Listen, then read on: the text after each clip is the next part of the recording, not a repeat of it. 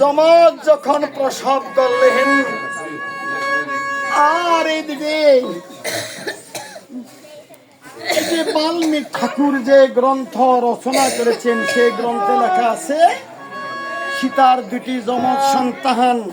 আর অদ্ভুত রামায়ণ যেটা আছে সেটাতে আছে একটা হলো কুশ দ্বারা নির্মাণ, আর একটা হলো সীতার গর্ভজাতক সন্তান। ওরা দুটি পুত্র পেয়ে গো মা, ও মাই কাঁদিতেলাম।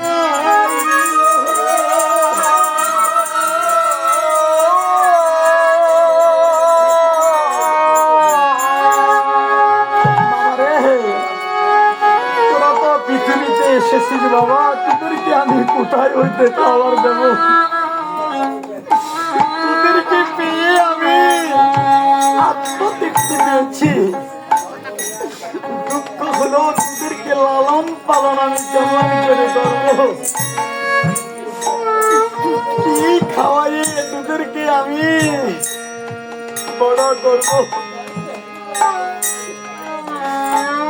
একদিন ছিল রে বাবা, সব ছিল, কোনো কিছু অভাব ছিল না।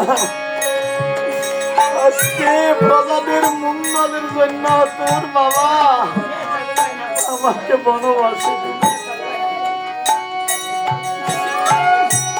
ওরে এমনি ভাবে দুটি পুত্র নিয়ে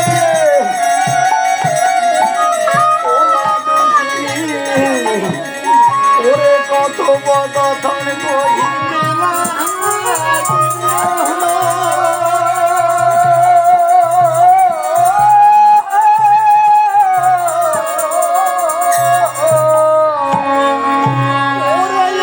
সময় বাল্মীকি ঠাকুর ওরে সীতাদেবীর কৌশলে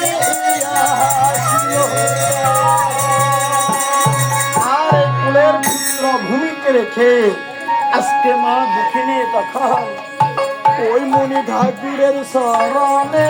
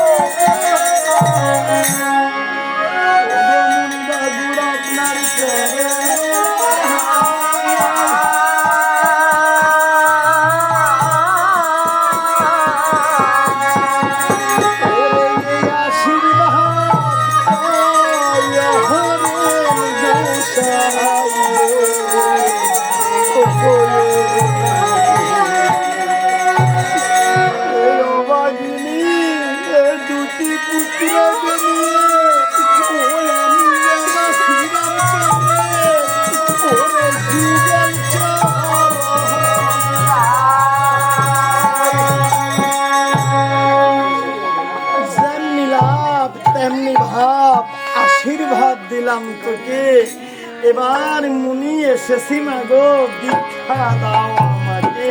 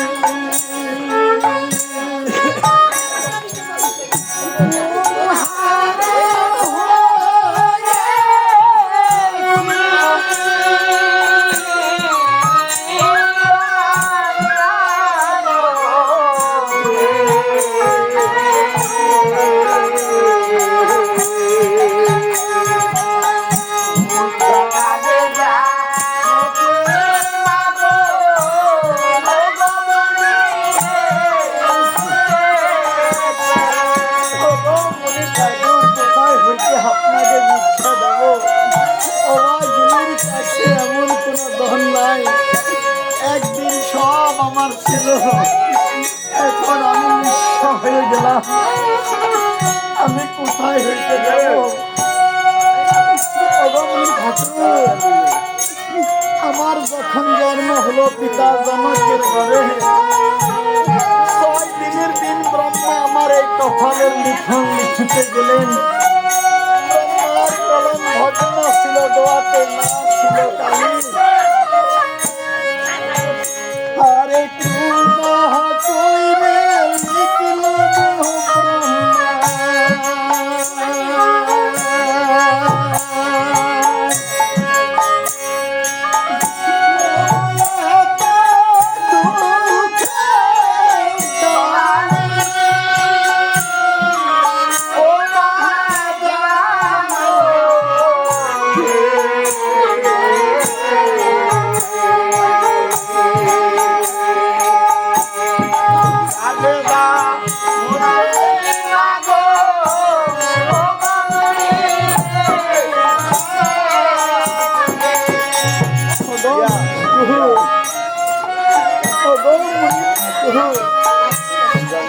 আমার এই জীবন দুঃখে দুঃখে গেল। দেওয়ার মতো অবাগিনীর কাছে এমন কোন দম নাই। অনেক দুঃখের কথা তুমি আমাকে বললে। লক্ষ্মী, আমি রাজা নয়, চাই না তোমার রাজ সিংহাসন। আমি ভিখারি নয়, চাই না তোমার ভান্ডারের ধন।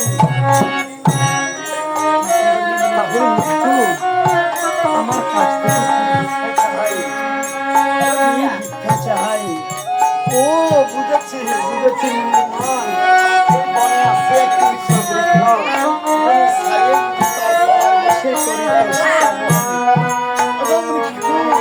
সত্যি বলছি, ভিক্ষা দেবো আমি।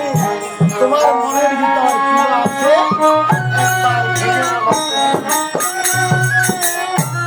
এই কথা ঠাকুর যখন শুনলেন, সেই আনন্দিত হলেন আর ভাবছেন, আচ্ছা সেটা তো আমাকে ভিক্ষারি বলছে, যদি না দেয় আমি কি করব? তাই আমি সর্বমত্ত পাতা আমি আমি সাক্ষী রাখবো। আমি প্রথমেতে গগনমণ্ডলে 2 জনকে সাক্ষী রাখি। সাক্ষী থেকে